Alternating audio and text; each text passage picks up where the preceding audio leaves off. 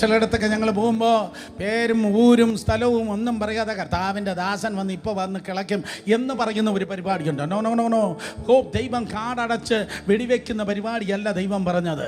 എല്ലാവരും കർത്താവിൻ്റെ ദാസന്മാരാണ്, എല്ലാവരും കർത്താവിൻ്റെ ദാസിയാണ്. പക്ഷേ എൻ്റെ കർത്താവ് സ്പെസിഫിക്കാണ്. എടോ, നിന്നെ മാനിക്കാത്തവൻ്റെ പൈസ നിനക്ക് വേണ്ട.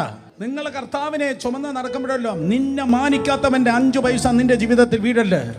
നിനക്ക് ദൈവം തന്ന ഒരു വിലയുണ്ട്, അത് തിരിച്ചറിയാത്തവനെ നീ മൈൻഡ് ചെയ്യല്ലേ.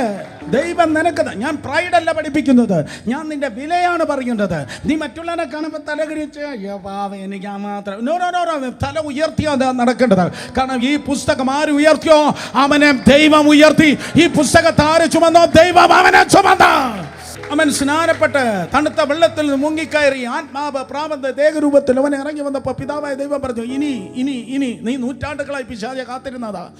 സ്ത്രീയുടെ സന്തതി സർപ്പത്തിൻ്റെ തലയെന്ന് പറഞ്ഞപ്പോൾ അതേ തലങ്കം വെനങ്കം പിശാചെ നീ ചരിത്രത്തിൻ്റെ ഏടുകളിലും മേടുകളിലും സ്ത്രീയുടെ സന്തതിക്ക് വേണ്ടി കാത്തിരുന്നു. ഇപ്പം നോക്ക്, ഇവൻ ആചാരിയല്ല, ഇവൻ തച്ചൻ്റെ മോനല്ല, ഇവൻ നസ്രയത്ത് ലോക്കലല്ല, ഇവൻ യോസെഫിൻ്റെ മോനല്ല, ഇവൻ മറിയയുടെ മോനല്ല, ഇവൻ എൻ്റെ.